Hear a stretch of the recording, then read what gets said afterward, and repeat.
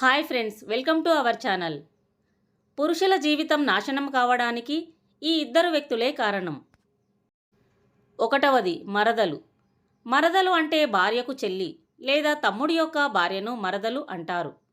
అలాంటి మరదలు పురుషుల జీవితాలు నాశనం కావడానికి కూడా కారణం అవుతుంది. మగవారికి ఎన్నో సమస్యలు ఉంటాయి. అందులో స్త్రీల సమస్యలు చాలా ఇబ్బందిగా ఉంటాయి. వాటిలోంచి తేరుకోలేకపోతారు.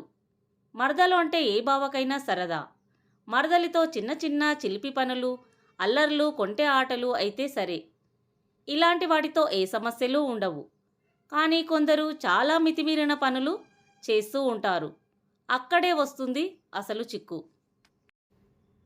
పురుషులకు పెళ్ళైన కొత్తలో అత్తగారింటికి వెళ్ళినప్పుడు అక్కడ కొందరికి మరదళ్ళు ఉంటారు. కొత్తలో బావ మరదళ్ళు చాలా సరదాగా ఉంటారు. రాను రాను ఆ సరదా కాస్త మితిమీరిపోతుంది. తమ భార్య పక్కలో ఉన్నా సరే మరదలు కావాలనే కోరిక కలుగుతుంది కొందరు మగవాళ్లకు. అలాగే అక్క జీవితం ఏమైనా పర్లేదు, నా సుఖమే నాకు ముఖ్యం అని అనుకునే ఆడపిల్లలు కొందరు ఉంటారు. వీరిలో ఏ ఒక్కరికి అలాంటి కోరికలు కలిగినా కూడా ఇద్దరికీ ప్రమాదమే.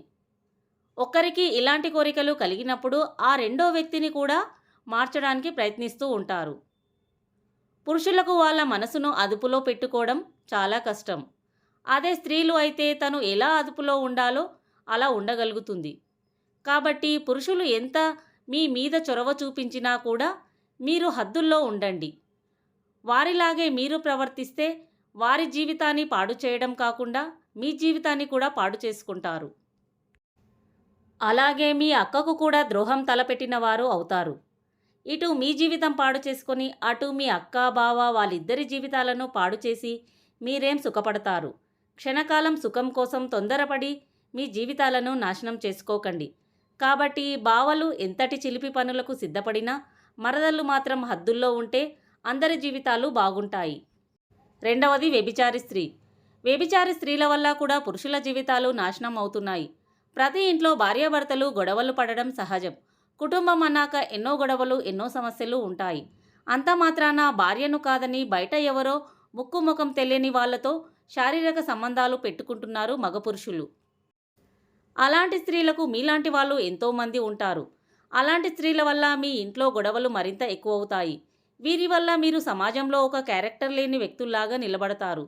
మీ ముందు మంచిగా, మీ వెనక చెడుగా మాట్లాడుతుంది ఈ సమాజం. కాబట్టి ఎన్ని గొడవలు ఉన్నా మీకు మీరే పరిష్కరించుకోండి. ఒకవేళ మీ భార్య మిమ్మల్ని అర్థం చేసుకోకపోతే ఆమెకు అర్థమయ్యే విధంగా మీ సమస్యను వివరించండి. అంతేగాని ఇంట్లో సమస్యలు ఉన్నాయని వేరే ఆడవారితో సంబంధాలు పెట్టుకోకండి. ఈ వీడియోలో కొందరి గురించి మాత్రమే వివరించడం జరిగింది. అందరూ మరదళ్ళు ఒకేలాగా ఉండరు. కొందరు మంచివాళ్ళు ఉంటారు, కొందరు చెడ్డవాళ్ళు ఉంటారు. బయట వ్యభిచారులు మాత్రం మగవారిని నాశనం చేయడానికే ఉంటారు. కాబట్టి ఇక్కడ కొందరు స్త్రీలను దృష్టిలో పెట్టుకొని మాత్రమే చెప్పడం జరిగింది. మీరు అపార్థం చేసుకొని కామెంట్ చేయకండి. ఫ్రెండ్స్, ఈ వీడియో కనుక మీకు నచ్చినట్లయితే ఒక లైక్ చేసి జై శ్రీకృష్ణ అని కామెంట్లో తెలియచేయండి. అలాగే ఇలాంటి మరెన్నో ఇంట్రెస్టింగ్ వీడియోల కోసం మా ఛానల్ని సబ్స్క్రైబ్ చేయండి.